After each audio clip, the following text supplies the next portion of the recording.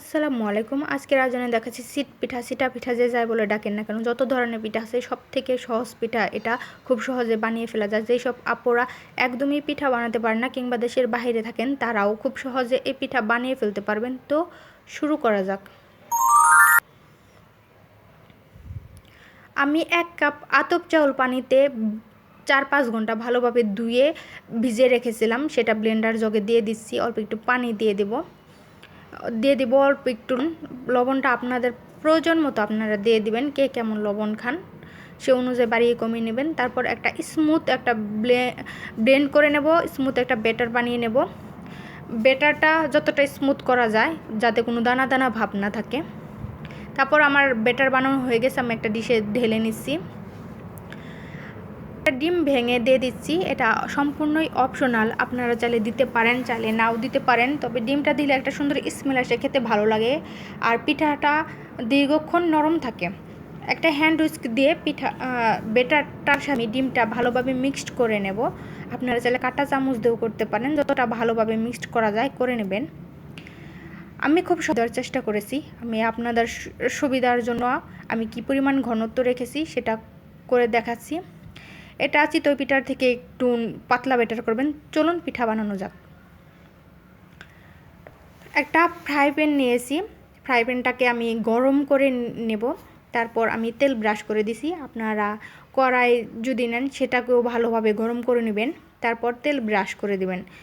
ভালোভাবে গরম হয়ে গেলে তারপর চুলার আঁচটা মাঝারি থেকে একটু কম করে দেবেন, তাহলে পিঠাটা খুব সুন্দরভাবে হয়ে যাবে এবং নিচে পুড়ে যাবে না। আমার ব্রাশ করা হয়ে গেছে, আমি এবার ব্যাটারটাকে একটু ভালোভাবে নেড়ে চেড়ে নেব। তারপর আমি উপর থেকে অল্প অল্প করে ছাড়বো। এটা আসলে বলে বোঝানোর কিছু নাই, আপনারা দেখে বুঝতে পারবেন আমি ঠিক কিভাবে করছি। এটা বলে বোঝানোর থেকে দেখেই বুঝতে পারেন। তো আমি এভাবে দিয়ে দিছি, চাইলে ঢেকেও দিতে পারেন।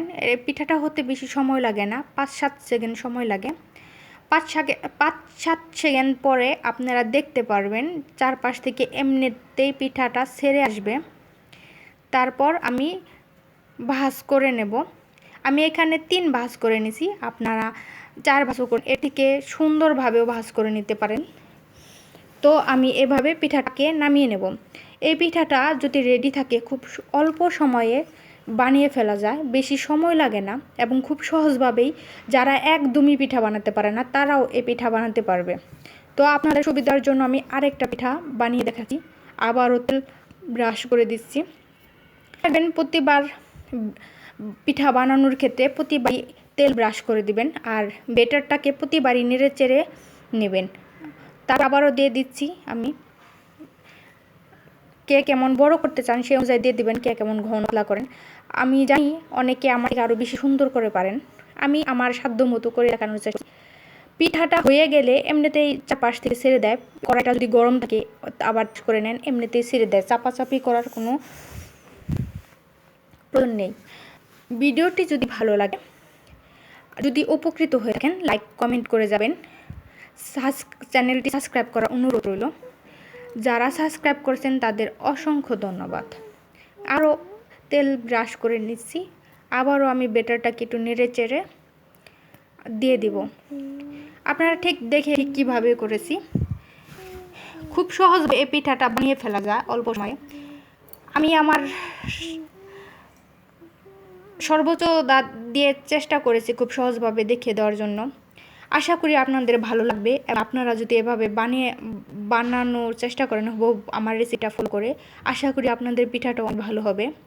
এটা যে কোনো কিছুর সাথে খেতে ভালো লাগে, আপনারা যে কোনো মাংসর ঝোলের সাথে খেতে পারেন, খেতে অসম্ভব মজাদার হয়ে থাকে এই পিঠাটা।